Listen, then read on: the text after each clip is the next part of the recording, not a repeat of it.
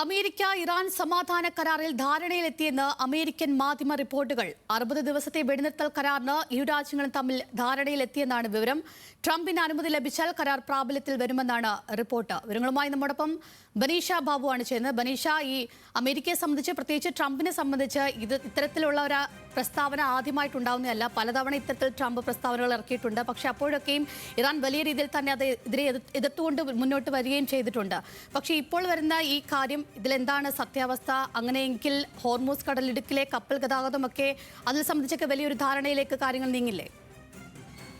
Anjali, US Iran സമാധാന കരാറിന് ധാരണയായെന്നാണ് ഇപ്പോൾ ഏറ്റവും ഒടുവിൽ US മാധ്യമങ്ങൾ റിപ്പോർട്ട് ചെയ്യുന്നത്. ഇറാനും അമേരിക്കയുമായി 60 ദിവസത്തെ കരാറിന് ധാരണയായെന്നാണ് റിപ്പോർട്ട് വ്യക്തമാക്കുന്നത്. അമേരിക്കൻ പ്രസിഡന്റ് ഡൊണാൾഡ് ട്രംപിന് അനുമതി ലഭിച്ചാൽ ഉടനെ തന്നെ ഈ കരാർ പ്രാബല്യത്തിൽ വരും. ഇറാന്റെ ന്യൂക്ലിയർ പദ്ധതിയുമായി ബന്ധപ്പെട്ട് ഇനിയും ചർച്ചകൾ നടക്കേണ്ടതുണ്ടെന്നും ആക്സിയോസിന്റെ റിപ്പോർട്ടിൽ പറയുന്നു. US ഉദ്യോഗസ്ഥരെ ഉദ്ധരിച്ചുകൊണ്ടാണ് ഇപ്പോൾ ആക്സിയോസ് ഇത്തരത്തിലൊരു റിപ്പോർട്ട് പുറത്തുവിട്ടിരിക്കുന്നത്. ഇരു രാജ്യങ്ങളിലെയും നേതൃത്വത്തിലിരിക്കുന്നവരിൽ നിന്ന് അനുമതി ലഭിക്കേണ്ടതുണ്ടെന്നും ഈ റിപ്പോർട്ടിൽ പറയുന്നുണ്ട്. അതേസമയം പാക് വിദേശകാര്യമന്ത്രി ഇഷക് ദാർ നാളെ വെള്ളിയാഴ്ച വാഷിംഗ്ടണിൽ എത്തുന്നുണ്ട്. US സ്റ്റേറ്റ് സെക്രട്ടറിയായ മാർക്കോ റൂബിയോയുമായും ഇഷക് ദാർ കൂടിക്കാഴ്ച നടത്തും. ഇറാൻ അമേരിക്കൻ ഈ സമാധാന ചർച്ചകൾക്ക് ആദ്യഘട്ടം മുതൽ തന്നെ മധ്യസ്ഥത വഹിച്ച ഒരു രാജ്യം കൂടിയാണ് പാകിസ്ഥാൻ.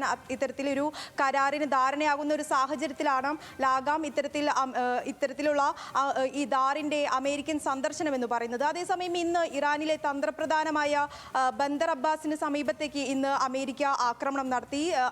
ഇത്തരത്തിൽ അമേരിക്കയുടെ ആക്രമണങ്ങൾക്ക് ഇറാനും തിരിച്ചടിച്ചിട്ടുണ്ട്. ഇങ്ങനെ ഇരു രാജ്യങ്ങളും തമ്മിലുള്ള പ്രത്യാക്രമണങ്ങൾ തുടരുന്നതിനിടെയാണ് ഇത്തരത്തിൽ US ഇറാൻ സമാധാന കരാറുകൾക്ക് ഒരു ധാരണയിൽ എത്തിയെന്ന തരത്തിലുള്ള റിപ്പോർട്ടുകൾ, US മാധ്യമ റിപ്പോർട്ടുകളും പുറത്തുവരുന്നത്. അഞ്ജലി. ശരി, ബനീഷ ബാബുവാണ് വിവരങ്ങൾ നൽകിയത്.